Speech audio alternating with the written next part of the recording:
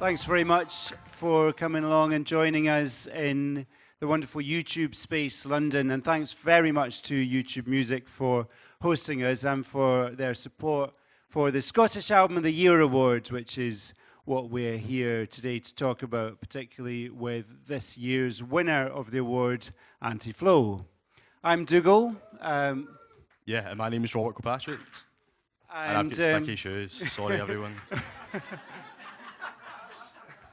I'm the chair of the Scottish Music Industry Association. Robert is our manager, and that's a music trade body that looks after, helps represent and develop music business in Scotland. And back in 2012, we started the Scottish Album of the Year Award to celebrate and champion excellence in new music in Scotland.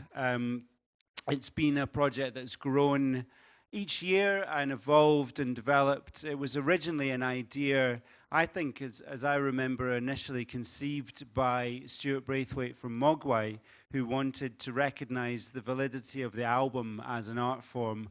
And then that project was taken on, developed and made real by Stuart Henderson, my predecessor as chair of the SMIA, who ran Chemical Underground Records, and was also one of the Delgados, indie pop band from Scotland. And he really pioneered the award and got the support of the Scottish Government and Creative Scotland and many others, including now we're delighted to work with YouTube Music. And it's all about championing great albums that are released in any given year, across the board, regardless of genre, regardless of the size, scale, or makeup of the band, or the artist, or the individual, or whoever it is who makes it.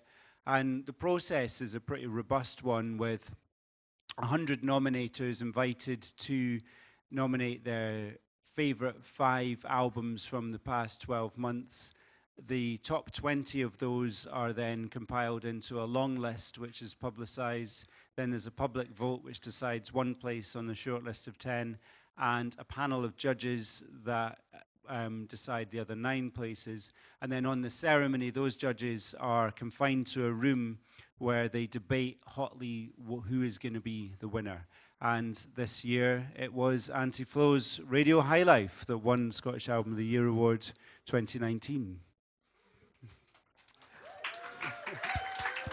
Yeah, it definitely deserves a good round of applause, and we'll be delving into that shortly. Yeah, before we get going, I just wanted to say thank you very, very much to YouTube Music for their support of the SAY Award and for having us here tonight, and also for all of you for coming along. Thank you for giving us your Friday night. I hope you're enjoying the sweet dram and harvesting at the bar. There are 2 of our other partners who we're really, really happy to be working with. Just on a personal note, before we get going, working on this project is genuinely, the most amazing thing that I could possibly be involved in. I feel really, really lucky and privileged to go into work every day to work on celebrating, promoting and rewarding outstanding Scottish music. Some of you will have programmes on your seat from the ceremony which detail the 10 albums that made up the shortlist this year. And if you head to sayaward.com, you can check out not only the 10 shortlist, the 20 long list, but also the 293 eligible albums that were up for the award this year. The award, there's no listing fee to enter the SAY Award, unlike a lot of other prizes. I think that's so important because we essentially crowdsource that eligible albums list, and we get such a wide range of amazing music coming out of Scotland. Stuff that through myself, Dougal, Blue, and our team, and Tommy as well, that we might not even have heard of otherwise. And having something that is such an important focal point for celebrating Scottish music is amazing. And to steal the words of Nicola Meehan, one of our hosts of the ceremony, more than a competition, the SAY Award is a celebration of Scottish music, and I hope you all enjoy celebrating Radio Highlife tonight, and also check out the other albums that are up for the award as well. So thank you very much. Thank you. So now I'd like to welcome Brian. But before that, and this is my fault because I missed it. Right. We have our highlights video from this year that. How many have any of you been at the SAY Award before? There's obviously some people in the room that have been judges or have attended. But for those of you who haven't, this will give you a kind of glimpse into what the award's all about. How's it going, Edinburgh?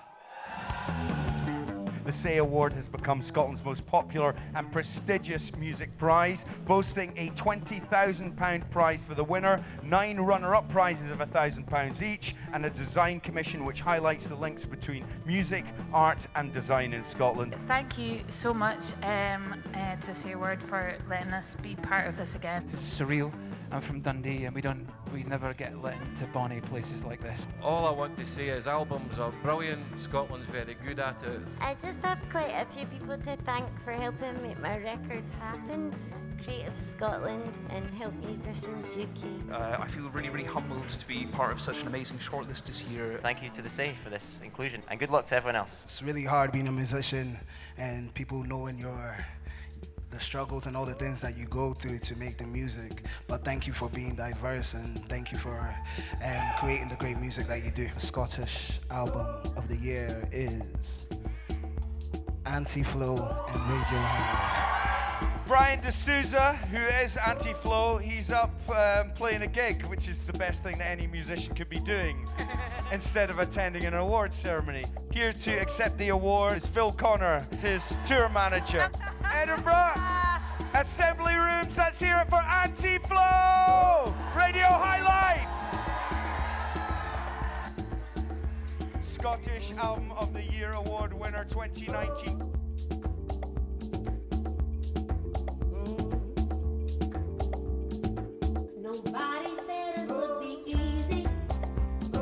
And so, our welcome to the stage, Brian, aka Auntie Flo.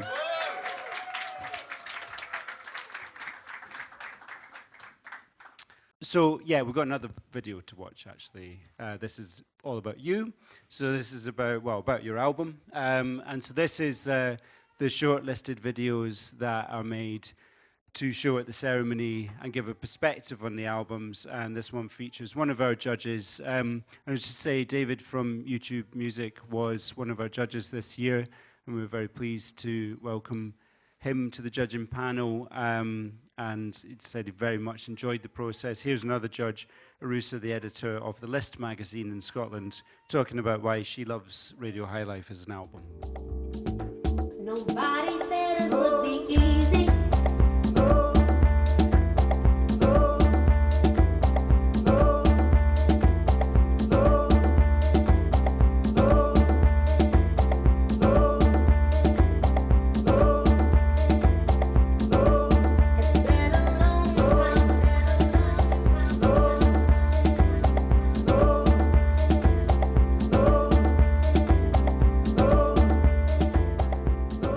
Auntie Flo's been around for a while and he's brilliant at what he does as a DJ and as a producer.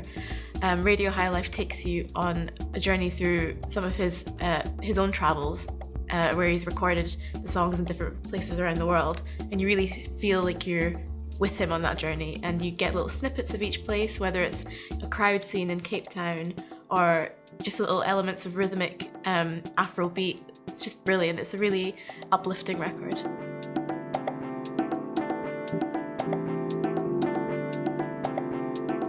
Nobody said it would be easy.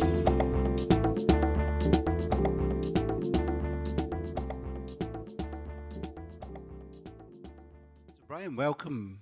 Hello. Hi. Brian and I have been friends for many years. I have nothing to do with the judging panel or anything to do with that. Several years ago, my childhood friend Anna Meredith won.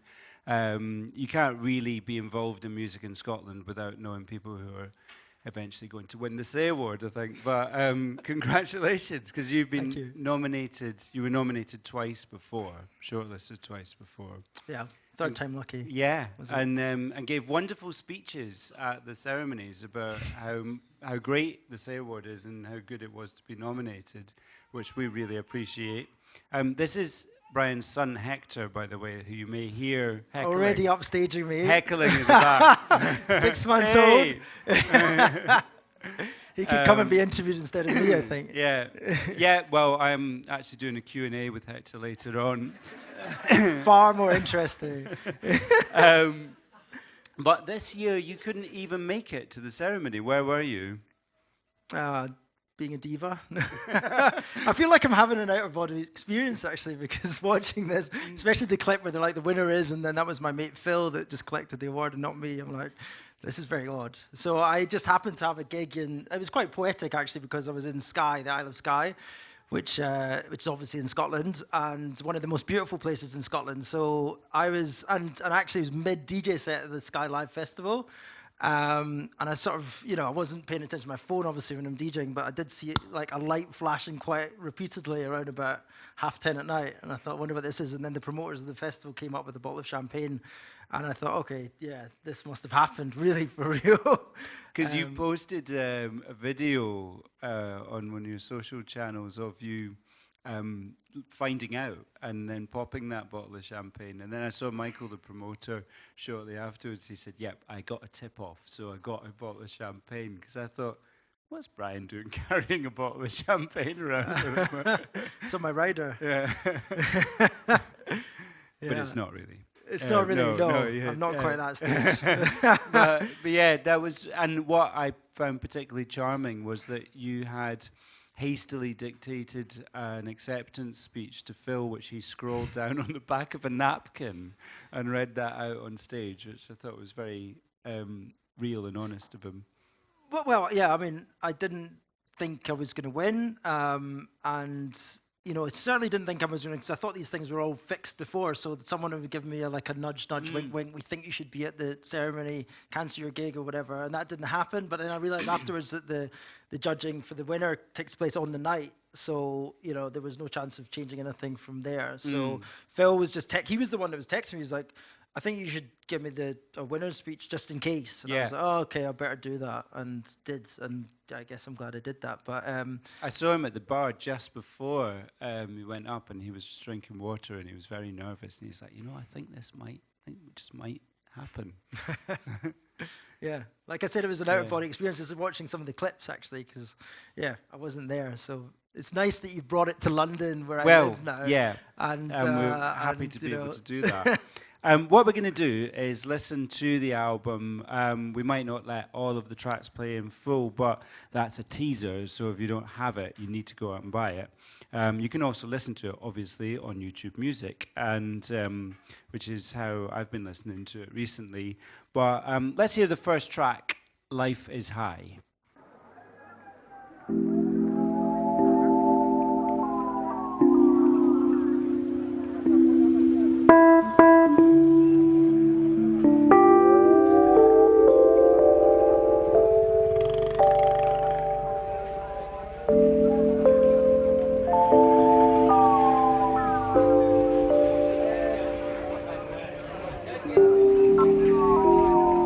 Life is high.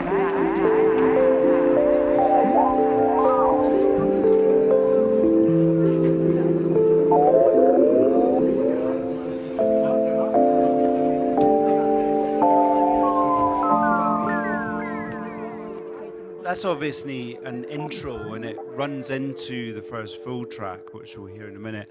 But I thought it was a useful way to introduce our conversation as well, because you tell us a bit about what the journey of Radio Highlife means to you, and how you conceived it and put it together.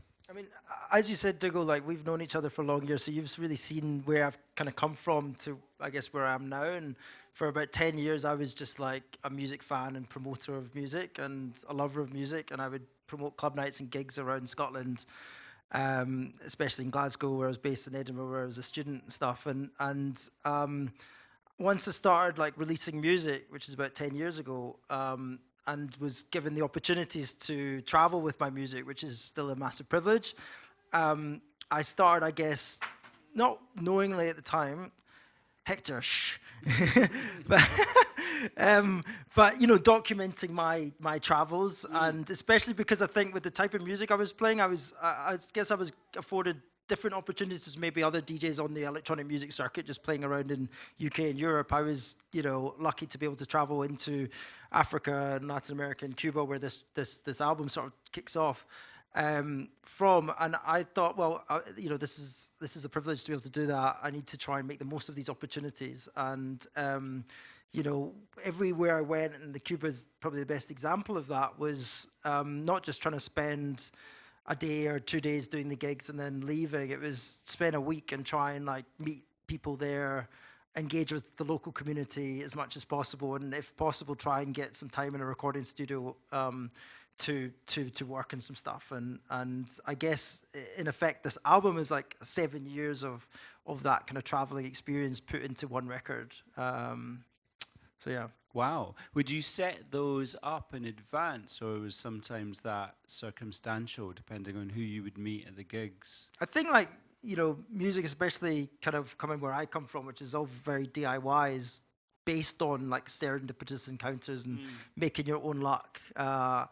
And I'm a big like yes man. I'll basically say yes to everything. So by doing that, I think I've been able to get opportunities. And things have just kind of magically fallen into place after you do that for a few years. So, for example, Cuba was as a result of we got asked to play in actually Malawi at the Lake of Stars Festival over there. And the reason for that was actually, fun enough, with the Scottish connection, because there was a Scottish-Malawi connection dating back to the David Livingstone, I think, emancipation of the slave trade over there and stuff.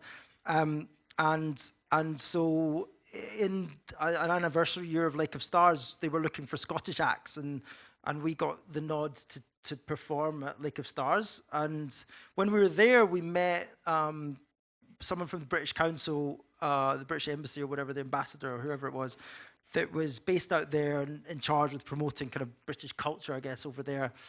And that was all cool, but after, I don't know, like a year or something, like we got a call, and he'd happened to have moved positions, so he'd moved from like East Africa or Malawi region over to the Caribbean, and Cuba was where he was based. So the Havana World Music Festival, which was happening, has happened every year. We were asked to play at the very first one, and obviously if you think about Cuba and the political situation there, having a world music festival is particularly challenging because, to bring acts from all over the world with the economy as it is in Cuba, to open itself out to the wider world, is challenging. So they've been trying to make this happen. Local Cubans and some people that were living there from the likes of Norway and a few other countries have been trying to make this happen for years, and eventually got permission from the Castro government to make this festival happen. And it was a very big deal. But to make it work financially, to make it actually a world music festival, to book acts from around the world, they had to get engagement and support from the British Council or the different councils from all over the world. So I guess they went around all the different embassies and said, hey, UK, France, wherever else, can you recommend an act to play? And I think we got the nod because this guy who had been in Malawi kind of remembered us, and we're pretty cheap to book, so economically it probably made sense as well. And we got asked to play, and obviously just jumped to the chance. The other backstory to that was it was just post linking it into Brownswood that released the record. Like Giles has been doing lots of stuff in Cuba, and I'd been aware of that and really into the Mala in Cuba record that Brownswood released like the year before, I think. So immediately when I got the chance to play in Cuba, I was like aware of like, okay, these collaborations starting to happen, and that was like something I was a big fan of. So when we got asked, I said, yeah, we want to come over and play, but can we get recording studio time?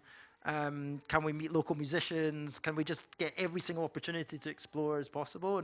And we had a great like rep over there that helped like set out loads of stuff up. This guy called Reese Patrick, and a lot of stuff he did as part of his job, but a lot of stuff he did off his own back because he just wanted to be helpful and things. So very lucky. Brilliant. Well, we'll talk more about these collaborations as we go on, but let's hear some of the next track. Nobody Said It Would Be Easy.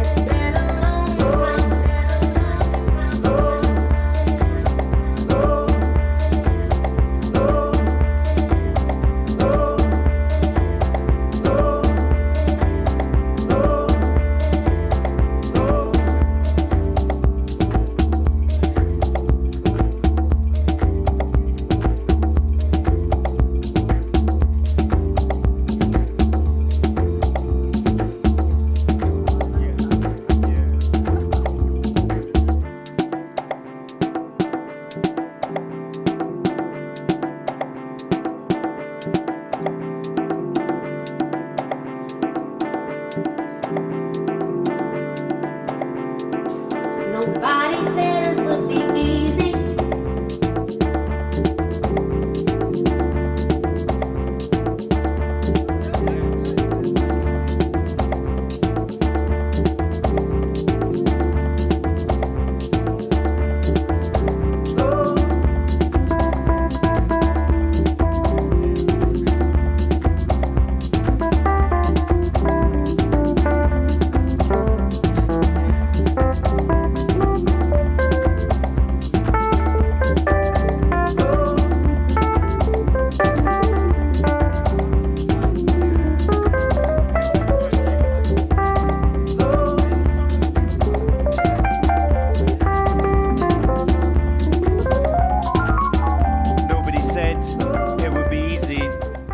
Radio Highlife. For me, this is classic Auntie Flo, if I can say that. I'm not that old. Come on. I know he's quite a lot younger than me, but also blends a wonderful mixture of Afro, Cuban, soul, funk, and jazz, and I think reminds me a lot of the rich, deep house music of New York and Detroit. I get kind of shades of New York and soul, Masters at Work, or from Detroit, a bit of Carl Craig in there as well. How did this track come about? Because you were talking to me there about how it's very different live to the studio version, but there's a lot of different things coming together there. Definitely not worthy of that company. Some of my heroes there.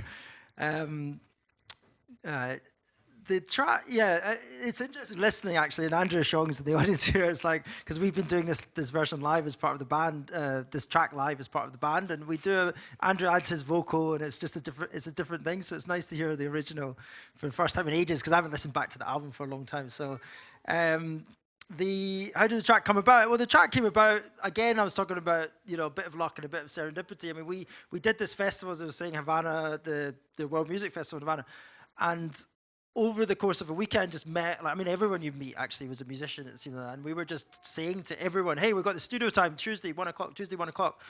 And we didn't know who was going to turn up. And Tuesday at 1 o'clock, we turned up expecting not really that much. And we had this nice line of whole host of different musicians who just turned up and wanted to be part of the session and things like that. And we had a really nice mix of different players on different instruments or whatever. So you hear the keys and the trumpet or whatever, and the percussion were all recorded in the studio. And the studio actually is an interesting story in itself, because it was the laboratory of electric acoustic music, and it was set up in the 70s and 80s. And one of the things I like about or that continues to fascinate me about traveling is when it breaks down your preconceived notions of a place. And with this, it was this really experimental laboratory where they used to explore music concrete and really experimental music styles. Radiophonic workshop kind of stuff. Yeah, of Cuba. And this guy called Juan Blanco set it up in the 70s and 80s, and he was making music concrete style music in a Cuban style, similar to the Pierre Schaeffer and Stockhausen and the likes of that. And it's just these kind of things really just flip your mind, because you think of Cuba and you think of rumba and everything else, and that wasn't necessarily what I was thinking of there. But that was an amazing opportunity to be able to record in that studio. Amazing. Well, there's that leads into this next track, which has a music video to it, which we'll watch. So, Havana Rhythm Dance.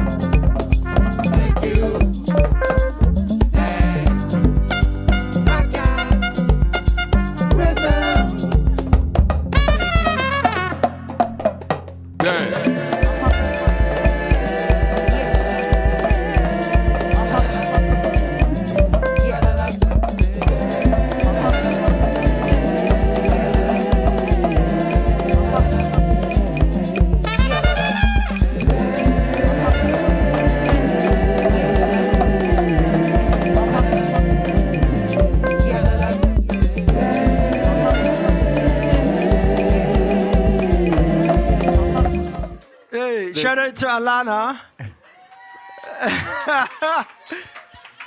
She didn't go to the toilet this time. We did this the first time we played this song live at Ghost Notes. We were going to try and recreate the video.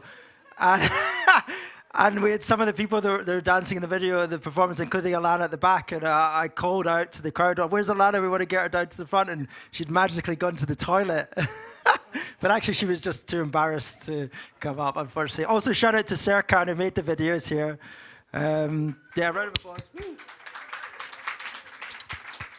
It's a great video. It really, I think it really captures the spirit of what you're talking about earlier, and that chance encounters of like-minded people making music together. Yeah, the best example. Sorry to cut into you. The best example of that is when I met Andrew Ashong on the street in Highbury Islington. I just knew Highbury Islington Tube, and I knew Andrew before, and we'd sort of chatted through doing gigs together a couple of times about maybe working on some stuff, and I'd made the track and was just about to submit the masters of the record to Brownswood for mastering, or the pre-masters, and I bumped into him in the street and I said, "Hey, I've just this track on the album actually could do with something. Like, do you want to have a play with it?" And he did. Turned something around in 2 weeks, which is amazing. And that was kind of like complete. I think that was really nice because it completed the track's journey. It started life in Cuba. The percussion elements, actually talking drum through Mam Indiak, who joined us on the live band and has been a big part of the album as well, who we'll talk about in a little bit. Backing vocals was done by a guy called Zozo, who's a DJ who I work with, and we book for our Highlife parties, who's from Turkey. It just had a whole mix of like my whole experiences in that one track. How much was the music video just represented? Like, was that some of the music making happening that we were seeing, or was that quite set up? Right, okay. Good acting. Yeah, right. Good. Good. Yeah. Someone actually was troll on YouTube. I don't want to like look at my YouTube comments, but the troll was like, "What's this got to do with Cuba or Havana rhythm dance and stuff?" And I was like, "Yeah, it was filmed in London. I mean, the majority of it was made in Havana with Cuban musicians, but unfortunately, we didn't have the budget to go to Havana and recreate. So that the was track. shot in London. That was shot in London, right. South London. You wouldn't know. Crystal Palace. Yeah. Well, one YouTube troll did. You shouldn't give it away. No, they wanted to get on the bus, clearly. Well, let's go somewhere very different in the world now for this next track, Isbjorn.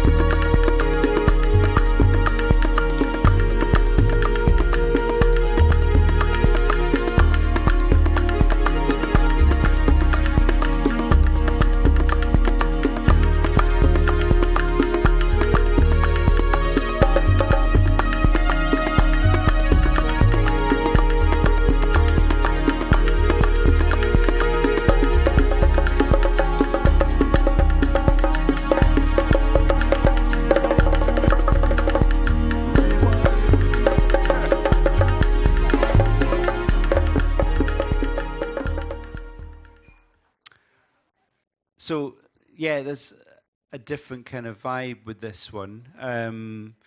Edges slightly towards techno for me in a sense, but still very much the Auntie Flo love of percussion on it. But this is this is inspired by Norway, is it? Yeah, the percussion was by Boska, who's a Norwegian kind of multi-instrumentalist and DJ. The story between this and the next track was we got invited to play in the Arctic Circle in a place called Tromsø in the north of Norway. And the reason for that was because I was running I do a club night called Highlife, so it ties in with this. But every summer we would do a sort of spin-off party called Sun Ritual, and it was kind of tongue-in-cheek because in Scotland, as you probably all know, like you don't really get any sunshine, and like summer is like the best day of the year. And so we decided like enough of this, we're gonna like create a fake sun and give everyone a fake vitamin D hit by basically renting like massive festival style lighting and putting it in like a 200 capacity club. And then, yeah, it's probably not allowed, but anyway. And then giving the DJs control over the lighting as they DJ'd. So you could like bring in the lights slowly or however you wanted to do it because you knew what the tracks were doing or whatever. And we thought it was quite an innovative way in which like DJ, like music and lighting could be combined. But typically the nights would start off like super dark and then we would progress to like ultimate highs based on like flashing lights and give people sunglasses. And it was like a load of fun. We played loads of tracks with sun in the lyrics, of which I have a folder of hundreds literally. And anyway, so we were doing this party. We did it for like 5 or 6 years, and it was great. I used to love it, and it was a really good vibe. Anyway, I got talking to who's now become a friend of mine, Charlotte Bendix, who runs a festival called Insomnia Festival in Tromsø, and she invited us to play there. And at the time, she was talking about how obviously in the Arctic Circle you get summer all day, sunshine all day long, or sunlight all day long through the summer, and then darkness through the winter.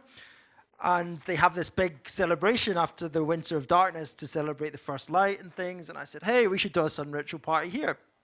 So she agreed, and we recreated the sun ritual party in Tromsø, which was quite a big thing for us at the time. And it's a nice memory looking back. And similar to the kind of Cuba story, what we ended up doing was, I ended up going for a weekend and meeting this guy called Boska, who's a percussionist, and we spent Friday evening. The party was on the Saturday, like in the studio, super icy, kind of like out and about, and just making some music. And yeah, the track is called Isbjorn because that translates as polar bear, but actually it was because that was the name of the can of beer that we were drinking when we were making the track. So Isbjorn beer is where it's from. And actually you can hear the can opening at the start of the track. Oh, nice. There you right. go. I'll have to re-listen to that. And then the next proper track is linked to it, but first we've got a skit. Is it? Radio Souk. Ah, right, okay. Yeah, so let's hear that. Radio Souk next.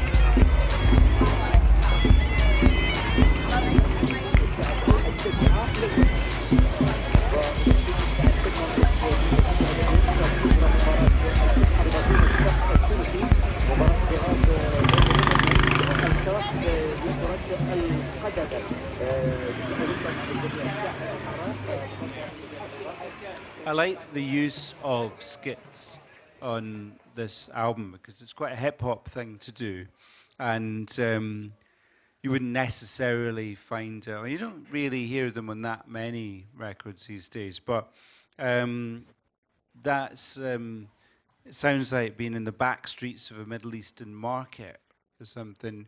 It was Marrakesh. Right. So. Yeah, I've not been there, but it sounds like everything I've heard from there. And did you record that in one go, or is that a mixture of different found sound? It's definitely a mixture. I think like when you're using field recordings or sampling or whatever, you have to be careful to, not just copy wholesale and manipulate it in a way that is creatively new. I think also what this track represents to me, I was really interested in I guess the whole idea behind Radio Highlife is about how sound and music is, it sounds dead cheesy, it's all around. And, often the first thing that gives you an insight into the vibe of a place is the radio, and it's it's the taxi that picks you up, or it's the public transport, or it's coming out the shops or whatever. And I'm really interested in, I've done a lot of reading on soundscape. The soundscape, there's a book called by R. Murray Schafer that's documented soundscapes around the world, and it's something that we probably don't really think about so much because we're so used to our ears are always open, as I always say, and we're always receiving sonic information, but there's sound and it's affecting us in different ways and it's all around us. So I think this track is just trying to pay more attention to that a little bit more rather than composing something sort of as a like a music song. It's more just an interlude, I guess. And it's a really interesting soundscape. But then we go back to more northern climes for this next one. So let's listen to a bit of Lights in the Northern Sky.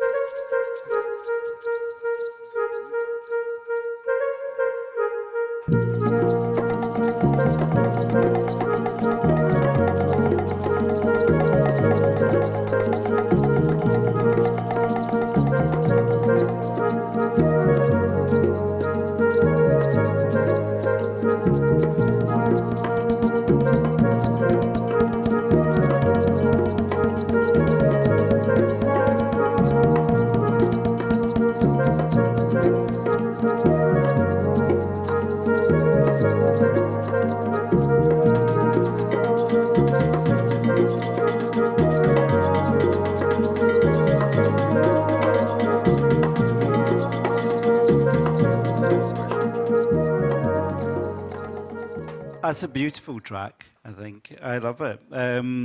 What does it mean to you? Or what's it about? What's it from? I guess it's the quest to see the lights in the northern sky, which I've still not been. I've been to Norway and Tromsø a couple of times and still not been fortunate enough to see them. So it's kind of like that, I guess, was the inspiration. Annie's got, my girlfriend, has got a tracker app on her phone to show you the optimum times to see the northern lights, and she's always saying, might be able to see them even in Glasgow, and I never have. Right. I think I'm going to Shetland at the end of the month with my colleague Blue, and I'll hopefully look out for them there. But Norway must be a prime place to see them. Yeah, it is. Tom's was a small town, so it's not ideal. You'd better to go off into the wilderness a little bit. But yeah, on a good day, you can through the winter you can definitely see them. So I've just been unfortunate with that. So need to go back. Your son Hector was born earlier this year, and has being a father influenced your music making in any way? I haven't done any since he's been Fair enough. Can completely relate to that. But you told me when I asked you if you would do this, you said that this is the first day of you taking a 6-month sabbatical, if you like, or like break from touring to concentrate on family. So thank you very much for doing this. But I remember, I mentioned this to you earlier on, I remember you and I sitting in my studio many years ago and talking about work-life balance in respect to a friend of ours who ran a promotions business, now runs a booking agency, but was a successful kind of hip-hop DJ. And we both kind of agreed, you know what, we could go down that road. We've DJed together at clubs, we've played at each other's nights, and we were like, could go down that road, but actually probably just going to throw everything behind the respective businesses we were running at the time. And then you went off and managed to do both. And so you do run your own business, Open Ear, but you're also a successful artist. How do you strike that balance of what energy and what creativity you put to one project or another, as well as also having a family? I think like anyone here works like in music realizes you probably have to wear like a number of different hats to make it work. And even if you didn't, it would probably be quite boring just doing one thing.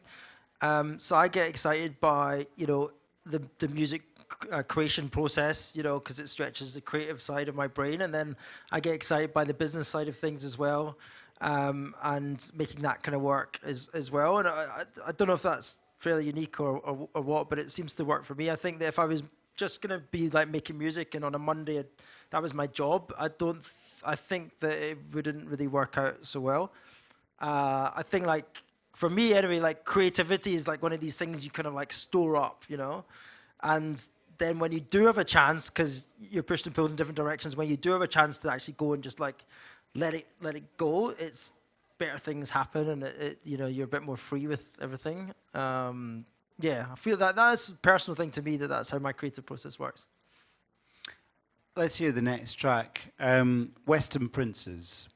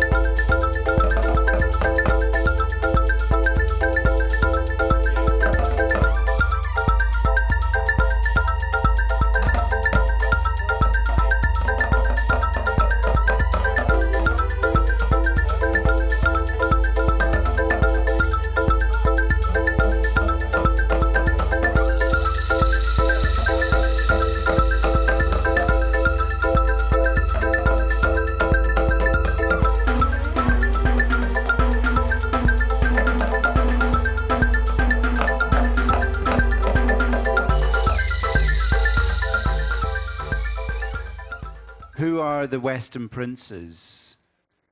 Well, I just explained to Dougal.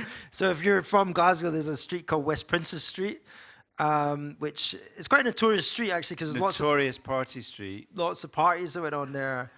But also a lot of music from it, because number 4 West Princes Street was the home of Alan Horn of Postcard Records, and that's where Postcard Records was born, a la Orange Juice, Fire Engines, and so on.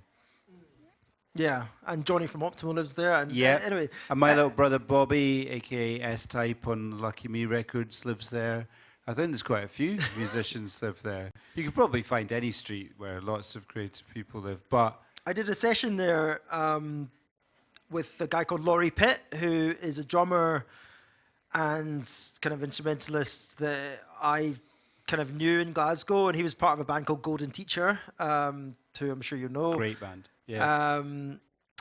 Yeah, who would win the Say Awards every year if they released an album every year, you know. They've played at the ceremony. Yeah. Yeah. But unfortunately not. I don't think they're doing much stuff No. anymore. But I kind of like worked with him on various projects. We toured together a little bit, and we did a session together in his flat, which was on West Princes Street, and that was where the name comes from. Western Princes, just a play on that name. Let's hear the next one, Inga's Choir. Слушайте Auntie Flo, Auntie Flo, Auntie Flo,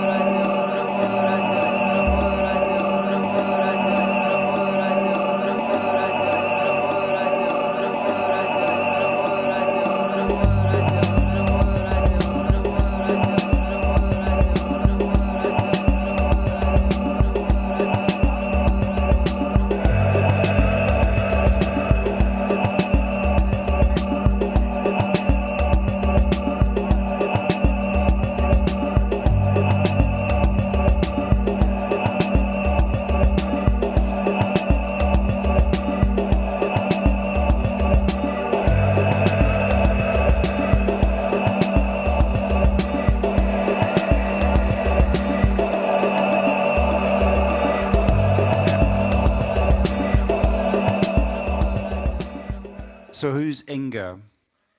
So, like, we're talking about how this album is like a whole kind of 7 years of musical kind of adventures and stuff. And Inga is Inga Maurer, who's a Russian DJ who was one of the people that made quite a big impression just because she's ridiculously fun. And we booked her to play at the art school in Glasgow for the residency, Highlife residency, the club night. And she was just great. She just completely went bonkers, and we ended up at this after party, one of these illegal after party venues that Glasgow kind of has going, and because all the clubs finish at 3, so people still want to go out after that. And DJ Stingray was playing. I don't know if you know him, but a bit of a legend. And Yeah, I know some Dougal knows DJ stories Sting. of it, yeah. So, like, From basically. Drexciya? Yeah, Drexciya, Yeah, DJ Stingray, yeah, and yeah, Detroit, and anyway, so I was saying to Inga, well, I've heard that DJ Stingray was going to play at this after party venue, and Inga was like, oh, big fan of DJ Stingray. So I was like, okay, I'm going to make this happen back to back between you guys. So my friend Kira, who you know as well, happens to be DJ Stingray's agent. So at like 3 a.m, I was like, text her, go, Kira, like, can you sort this back to back out with DJ Stingray in this illegal after party venue? And we made it happen. And DJ Stingray started, and as soon as he starts playing his first record, next thing you know, Inga Maurer's on the table in front of the decks, like quite high table, and starts dancing on the table. It's like crowded room, illegal after party, not a lot of health and safety going on. And I'm like, crap, I'm like, look at it, like meant to be sort of chaperoning her around. And the people that are running it were like, they took offense to this. They were like, oh shit, we've got to get her off the table. It's quite dangerous and stuff. So she started dragging, like pulling on her leg like this, trying to get her off. And I'm jumping in going, don't do that. That's like the worst thing you do. I'll just talk her off the table. But she's just like nodding her eyes and like just partying and whatever. And eventually we got her down, and there's a bit of a kerfuffle. And yeah, it was just a fun night, and the back-to-back was pretty cool. But I recorded her doing that little, oh, can you do a little intro to my radio show? And she kind of did that. This is Radio Highlife in Russian. And I thought I'll just put that on the record, or on that track. Cool. That's Inga's Choir. And the choir part of it is actually when I was at Festival Number 6, which is in Wales. And I came into the festival and there was this like full-blown like 50-piece or whatever Welsh choir, male vocal choir. It was just the most beautiful sound, like one of the most beautiful things I've ever heard. And I just kind of like slyly got the iPhone out and recorded a little bit, but like for the sample, just pitched it down and did a few effects on it and stuff. So it's not what they sounded like, but yeah, it's nice to use it in the track. Brilliant. Well, let's go back to Malawi for this Malawi skit. Woo! Wow. This is Radio Highlife. You're listening to Radio Highlife. The only probably guys who can do what you never imagined before that it can happen, but it's happening. Can change your mood, can give you the best fanatic moments that you never expected before. Just keep rocked to Radio Highlife. Listen to Radio Highlife. The only one, number one, probably the best guys whom you can imitate. You can't imagine them splashing off on the deck saying, quick, quick, quick, quick, quick. This is a strange voice. Listening, keep rocked to Radio Highlife. Number one, DJs. Listen on. That's great. As you know, my first project, as you know, Brian, my first project was a radio station, and I know you've done a lot of radio over the years, and these kind of radio show style skits add a lot of character to the album. What do you love about radio? I love doing radio. I've got a show on Worldwide FM. So shout out to them once a month. And I don't know, I started doing radio when I was a student, and it was just the most relaxing thing because you spend an hour just playing music that you like and having space to do that. And you might give some chat or whatever, but it's more just about playing music. And if you've got people listening, fantastic. And you can share that music. Without having to keep that eye on the dance floor. Yeah, well. I guess that's that. Yeah, I don't know, or just being like in a rush to go somewhere else, or what? I don't know. Like it's just I'm here for 2 hours. I'm gonna play some music, and that's kind of what I like. With that track, this is another thing about the characters they meet along the way, and this was just a random guy that we met in Malawi at this Lake of Stars festival, and it's going around trying to get people to give little kind of skits for the voiceovers for the radio show, and totally unscripted. I was like, can you just say you listen to Radio Highlife or whatever? And he goes off in this, as you've just heard. It's just brilliant, amazing like character. This guy Peter, and glad we got that recorded. Let's go further south now to hear the Cape Town Jam.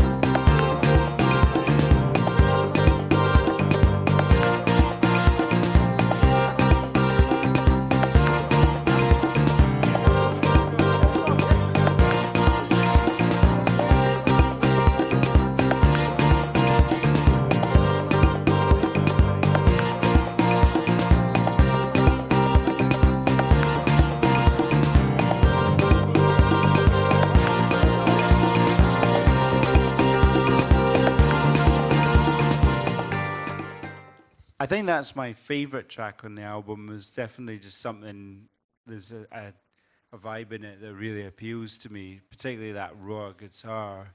But you were saying that you play that live, and it's a very different arrangement. How do you take the record that is this journey, is this very interestingly produced, different kind of production styles and some of the tunes, but it's very you. How do you take that and make it into a live show? I mean, that's one of the challenges. The first thing that Emily, who's at the back there from Brownswood, asked me when we were talking about the record was, are you going to play it live? And this was in the guise of a conversation of like, are we going to sign this record? And I said, yes, I'm going to play it live. And at that time, I didn't really know how I was going to do that. And like I said, it's difficult when you're working with musicians and have all these experiences from around the world to pull a kind of like, you know, hodgepodge band together and bring musicians over from Cuba and do all that stuff. So you got to think of the economics of the situation as well, and just the logistics. So when we got the band together, Emily actually in Brownswood introduced me to a guy called Johan, who's not here, but he's gallivanting around the world with his other band Kokoroko, who are on a mad journey themselves, and it's been great to work with him. We also brought in Mam Diak, who we'll talk about in a little bit because he's featured on the last track, and basically just cobbled a band together. And it's been really interesting for me as a DJ, and it's difficult for electronic musicians to kind of come into the live arena, and something I wanted to do because I really believe in the artistry of like music and be able to present it. And sometimes DJing feels like a little bit of an easy option, and although probably lost money doing the live shows over the course of the year, it was worth it for the being able to present this record and be a band and present the work and all that sort of stuff. And we had some fun times, and every single iteration of the band, every single time we did a gig, we had probably a slightly different lineup. So that was quite fun because every time we did that track, it would sound different, and we just have to make it work. And I worked with some amazing musicians, so you know they helped to pull the whole thing together, which was great. Now you mentioned earlier the musician behind this one, but let's listen to one guitar.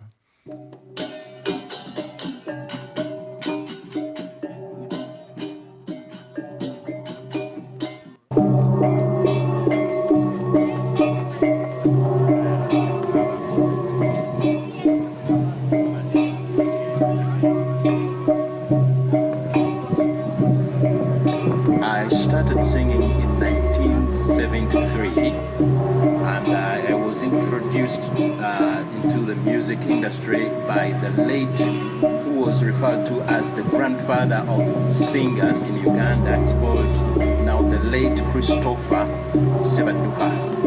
So who introduced me into the music industry, and I started it off right here from the National Theatre.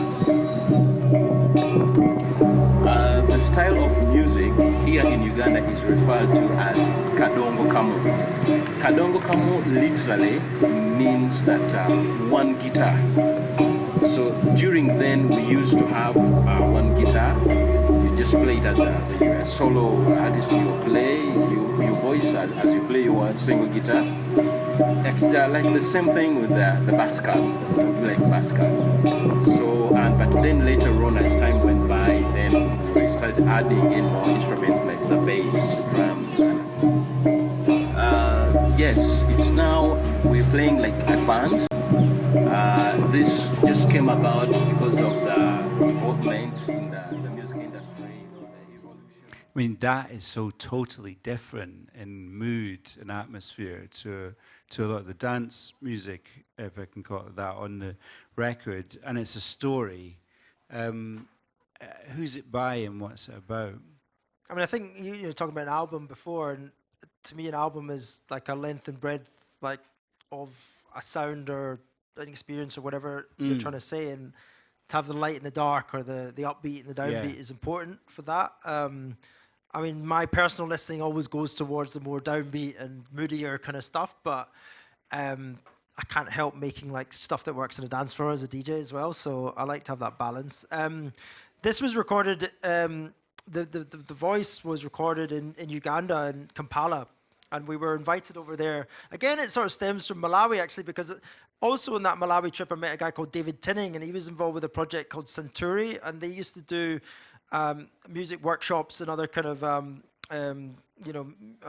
music kind of incubator type things in East Africa. He was based in Dar es Salaam, but would work in Kenya and work in Uganda and across Tanzania.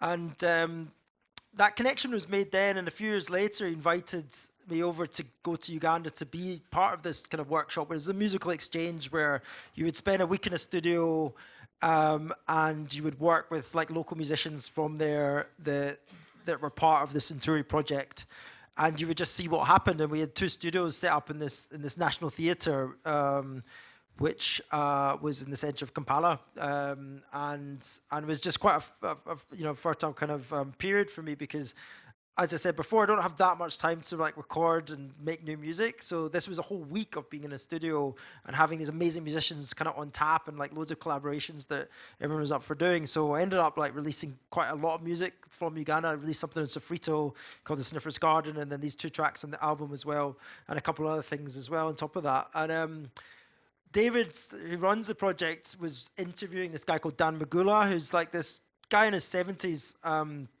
who makes music. I don't know the full story, and excuse my ignorance a little bit, but I think he makes music for like soap operas there. That's what I got from it. And him and his wife were there being interviewed. She's not on the record, but if we played the rest of the recording, you would hear her and him singing this little duet. And apparently they have these little, like, this soap opera is like super raunchy, like X-rated soap opera, and then they do the music for it and things like that. It's quite bizarre. Anyway, they're a lovely little couple, and he was explaining in that track. Is it on YouTube? I should upload it. I've got loads of content, actually. Right. We haven't quite, we had the intention to make a website which documents all these stories that I'm telling you, and a lot of video and photo content. I'm still to do that. Yeah. I think in my 6 months off, I'm gonna try and make that happen, because I think it's still really interesting. We've got some footage of them playing, and they're quite the characters. So it's really beautiful, and it's nice to be able to be allowed to put them on the record, or him on the record. And this next track is from that same journey. So this is Kampala.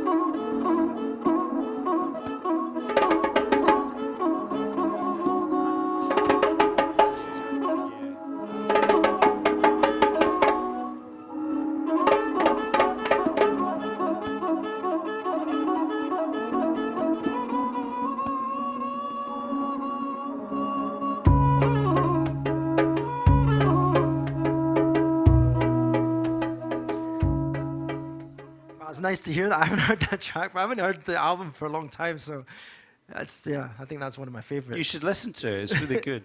I think that's lovely. If I do say so myself, sorry. There's something just very immediate about that. What was your role in that? Kind of, you obviously the bass is you were saying, and there's a bit of texture there. But did you kind of curate that? Was that something that they did especially for the album, or was that a piece they already had? No, it was certainly not a piece they already had. None of them have pieces they already have. That was my experience anyway. You know, they were big on improvisation, and I think of the time, a lot of the times that maybe, I mean, I'm generalizing, but African music kind of gets lost is the fact that it's done on the live arena and not recorded, and you know, the whole ability to record and release and promote and regurgitate and do it again, you know, it doesn't exist as much, so especially with these type of musicians. It's in the moment, it's ephemeral. Absolutely. But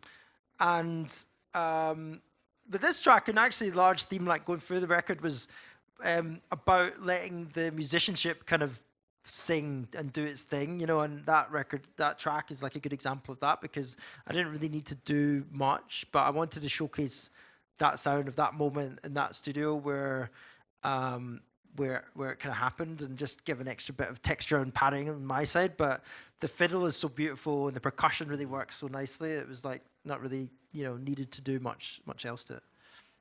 Yeah, it's lovely. The final skit of the album is next. Let's listen to Magic Stone's skit. I just tell them, guys, take everyone different stones and make some sound. It was magical.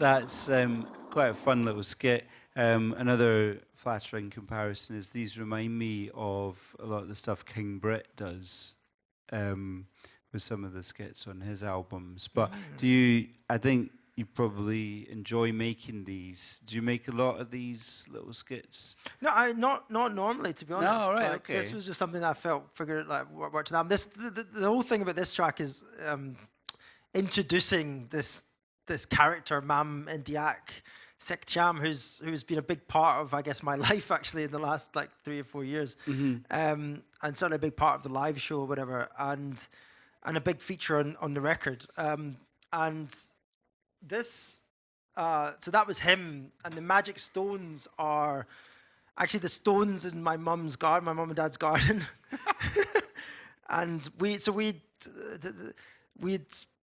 brought him over to the UK to play at the Edinburgh Festival, and actually I saw Vic Galloway here. Did I see him? Is he still here?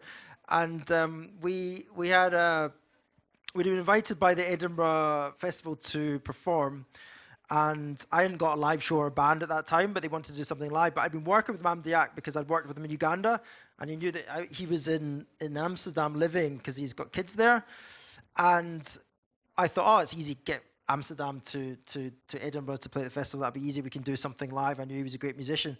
But then that was like one of the first experiences I had of trying to get an artist from, you know, outside of the EU a visa. Maybe we could explain the Mam story because it's part of the next track. But long story short was he got into the UK eventually, and we ended up in Glasgow, and we went to my parents' house, and they've got a very nice garden, and Mam is kind of like, he's quite a unique character. So he just, I don't know, he sees music in everything, and he's a very unique take on the world, I think. Anyway, he starts to go into the garden and starts picking up these stones and starts going, hey, these stones are magical. They're like talking to me. And starts like clicking together and playing on the plant pot and stuff. And then I was like, okay, cool, go on you go. And then I recorded him doing it. And that was basically the take. When was that? So that was in 2016, I think. Right, okay. Well, I was in your parents' garden the day after your wedding. I didn't realize there was magic there. Well, you gotta know where to look to go.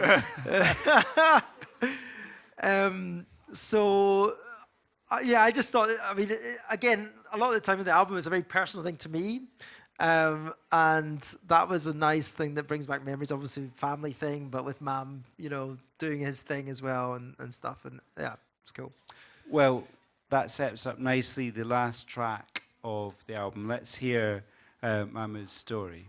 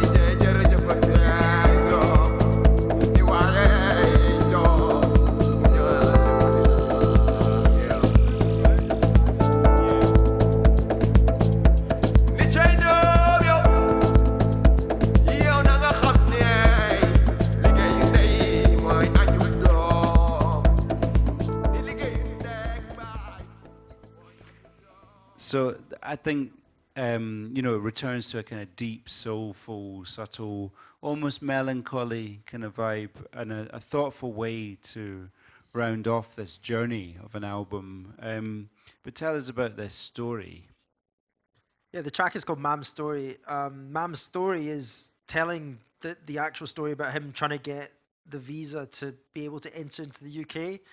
And I don't know, for anyone that hasn't been involved with visas and artists and things like that, it's quite it's something you don't really maybe know too much about, like what artists from outside, I guess, the EU have to go through to try and come in and perform on these shores. And by I'm not saying the UK is the worst, because it's certainly not, but if anything, this album was really about trying to, the lucky position I've been in with a UK passport, and actually we're very privileged to have that, because we can travel pretty much anywhere.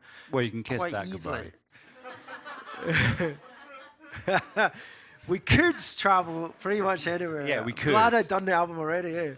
But anyway, but looking at it from the perspective of Mam, who's basically on a Senegalese passport, I mean, Jesus, it's almost impossible. And the whole story is really a tribute to his endeavors to make this happen. Because if he hadn't got such positivity and hadn't had such single-mindedness to make this happen for just the whims of not that much money and coming over to the UK to play with me. That's, you know, it's not, you know, he made this happen himself, and I have big respect for him for doing that. And basically, you know, the story is quite a long one, but to apply for the visa, very costly, very opaque, non-transparent system. So you can't work out where in the stage it's at when you're applying. You just give them the money and see. And there's a fast track thing that costs double, and doesn't necessarily mean that it's going to be fast tracked. And actually, in my experience, it seems to just take as long as the other one. You'll call up the visa office or whatever, the Home Office, and they won't. You know, you'll pay something like £3 a minute to be on hold to them, and then not get an answer. With the stuff with Mam, it was getting closer and closer to the time that he needed to come and do this gig. And he still didn't have his passport. We didn't know if he was going to be successful or not, and he just needed his passport back. Because the other thing that's happening actually is a lot of these artists, like, you know, for him, you know, he needs his passport to, well, travel, potentially to do other gigs. And if they're taking his passport for 2 weeks, he can't do that.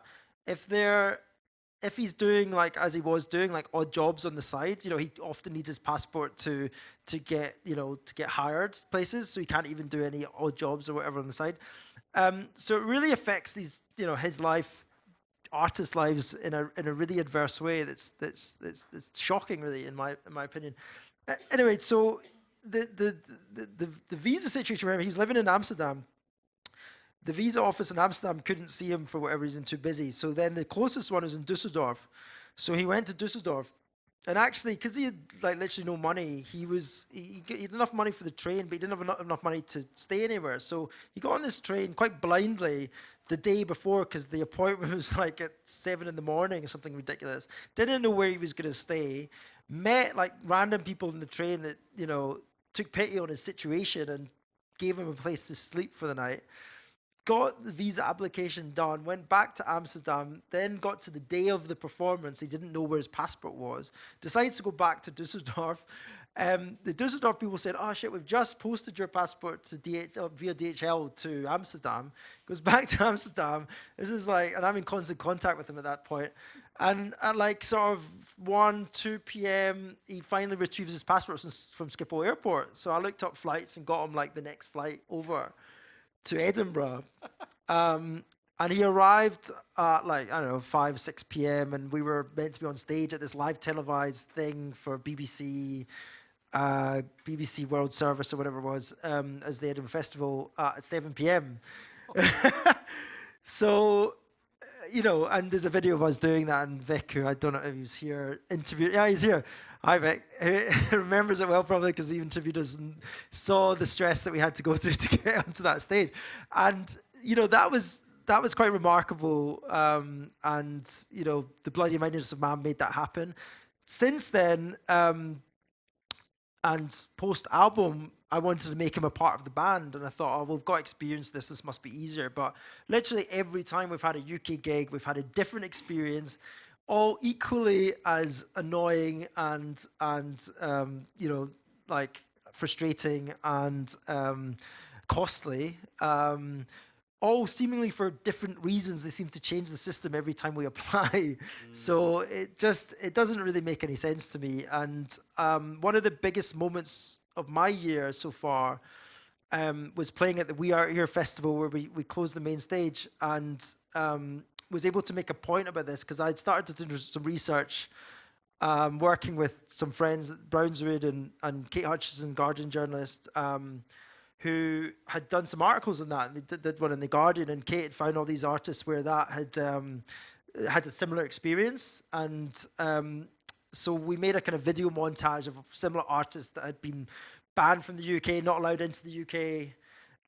There was a story similarly very recently with a Mexican artist from the NAFI kind of crew who wasn't allowed in. It was put in to play in Glasgow, actually, and was put in the detention centre overnight and treated kind of like a criminal, and then deported back to the country and not allowed to perform. And yeah, I don't know. It's crazy that it's just for the sake of sharing music and playing and performing. And, you know, if we close our borders too much, as is what's likely maybe to happen in the next few years, then we're missing out culturally, I think, as a society. So that's one of the more serious points of the album. And yeah, maybe a point to leave with.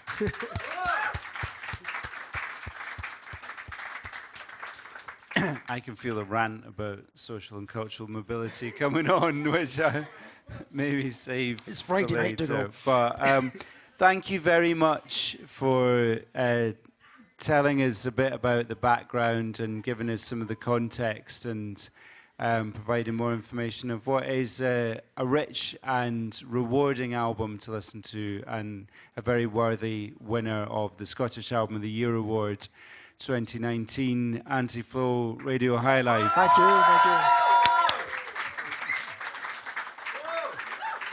We didn't do the actual album artwork. Hang on. Oh right, yeah, and you've brought the actual artwork that the album art is based on, and there's a story behind this as well.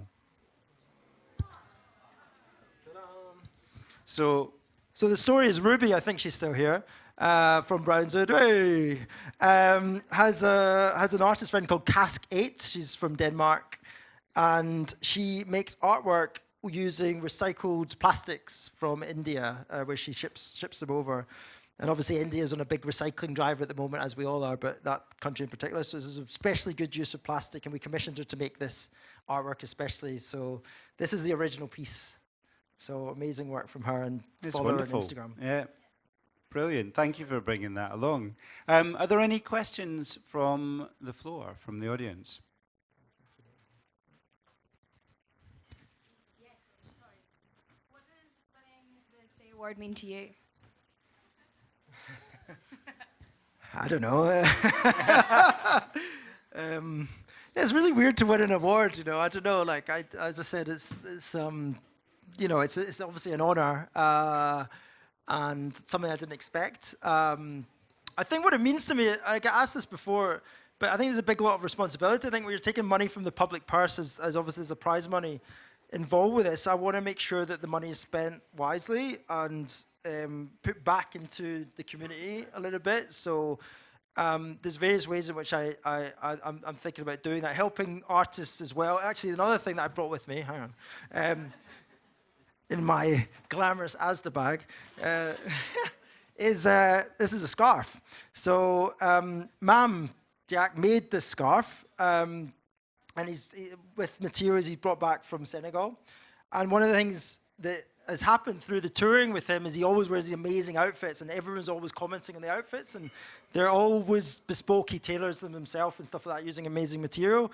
And he's managed to ship like loads of his material and made it into scarves and jackets and various things. So we're planning to, we haven't quite done it, but hopefully in time for the Christmas rush, start Mam's clothing and hopefully earn him some money, because he's still struggling for money and to make his financial situation work.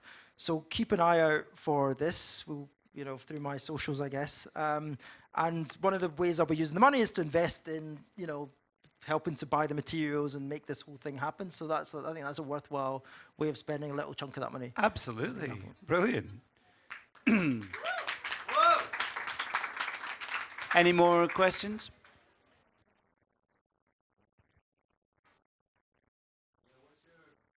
Scottish album of all time? What's your favourite Scottish album of all time?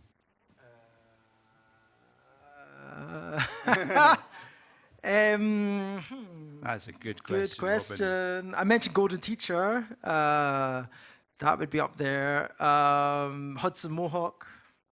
Did that win? Butter. That should have won. That was a travesty. Yeah, Didn't win. Nominated. Butter was. Ultimately, Brian, it's about what the judges think is the best album. No accounting for taste. Young Fathers won. Young Father. I mean, I love Young Fathers. I mean, Twice. Worthy winners. Them and Golden Teacher would certainly be up there. But yeah, of recent Scottish history, yeah, definitely those ones. Any more questions? We will be hanging around, obviously, for the rest of the time. Not that you really need to speak to me, but Brian will be. And you can sidle up to him and pose the question that you really wanted to ask then. But I would like to thank you all for listening and for coming along and for showing your support to Brian and to the SAY Award because it means a lot to all of us. And thanks again to YouTube very much for hosting us, and to Sweet Dram and Harvest and Brewery for providing the drinks, and to Robert, Blue, Tommy, all my colleagues, everyone who makes the Say Award happen, and most of all to Brian.